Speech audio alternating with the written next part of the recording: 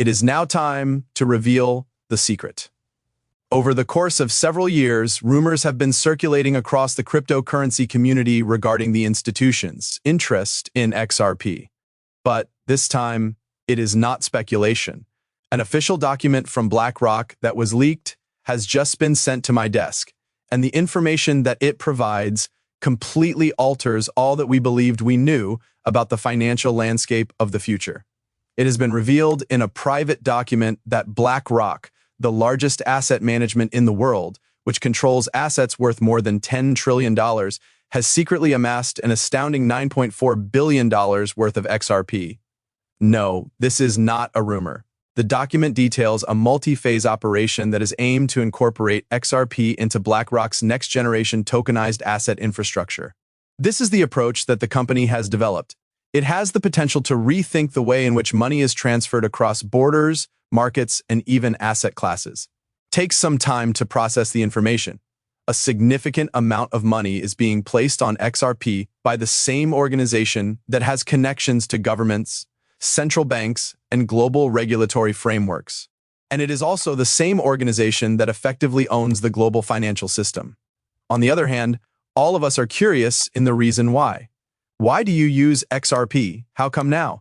In addition, what is concealed within that letter that was leaked and that they did not want the general public to see? A document referred to as the Unified Digital Asset Liquidity Bridge is where the answer is said to be located, as stated in the memo.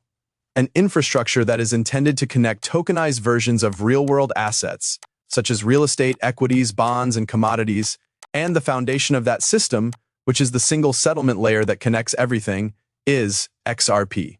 After this point, things start to become crazy. According to the document, BlackRock's digital infrastructure team has been conducting covert tests of Ripple's on-demand liquidity corridors for more than a year. These tests have been carried out in collaboration with financial institutions in Europe, Asia, and the Middle East that have maintained their anonymity.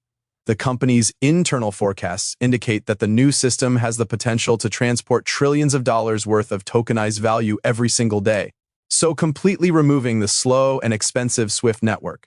It is impossible for the price of XRP to remain at 50 cents or even $5 in order to keep this system liquid enough to manage the tremendous daily flows of capital. It's just that the arithmetic doesn't work well. Therefore, in order to bridge that type of value in an effective manner, the memo comes to the conclusion that XRP would need to trade at a minimum of $10,000 per coin. This conclusion is based on the liquidity requirements and the scale of global tokenized assets. There, let's take a break. For some people, the idea of $10,000 worth of XRP may seem like a pipe dream, yet once you comprehend the workings of liquidity corridors and settlement velocity, it becomes a completely logical proposition. Due to the nature of XRP, which includes a fixed supply and short settlement times, it is necessary for it to have a high per-unit value in order to absorb trillions of dollars in liquidity without experiencing bottlenecks. These days, it is not about retail speculation, rather, it is about the efficiency of global liquidity, and BlackRock is well aware of this situation. According to the document, this is the first step of liquidity compression, which effectively implies that they are intentionally limiting supply and circulation in order to push up efficiency per coin.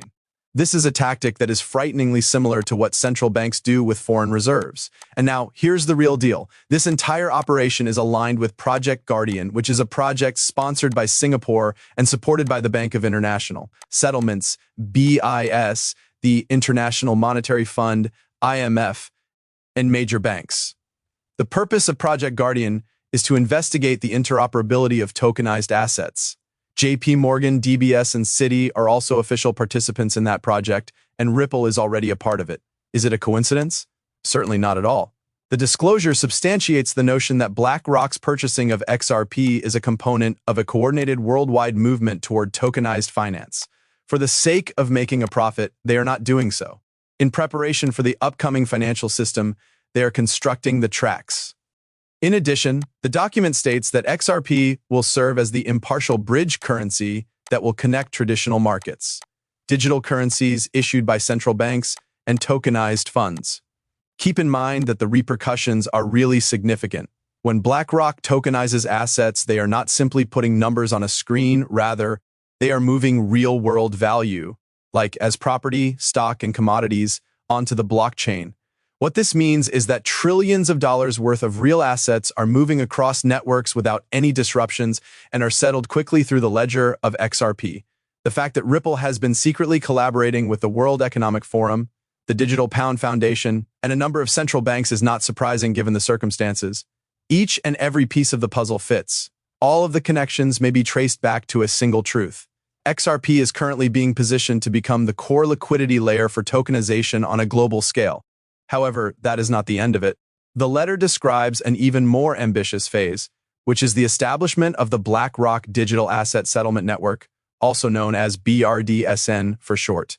The document states that BRDSN will immediately integrate RippleNet into BlackRock's Aladdin platform. This is the same technology that is utilized by governments, hedge funds, and pension funds all around the world in order to manage their portfolios. When this integration is finished, institutions will be able to settle tokenized securities instantaneously by using XRP as the bridge. Imagine if XRP is used for all of the transactions involving equities trading, bond settlements, and exchange-traded funds, ETFs, including Trilliumu, Amastankru, Nigener, Imagine Buru, and trillions of dollars. It is not a dream. Rather, it's a structure that will usher in new era. See the bit that the majority of people will omit. We are not talking about hype or supposition here. The issue at hand is control. Buying XRP is not BlackRock's intention in order to make a quick profit. They are putting themselves in a position to assume a central position inside the new monetary grid.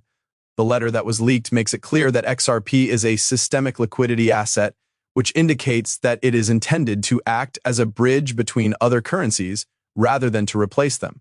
When it comes to discussing neutral settlement layers, the International Monetary Fund, IMF, uses the same phrase. Do you translate? The purpose of XRP is not to compete with the dollar market. Everything that is connected to the dollar, the yen, the euro, and other currencies is here to link. And the statistics back up this claim.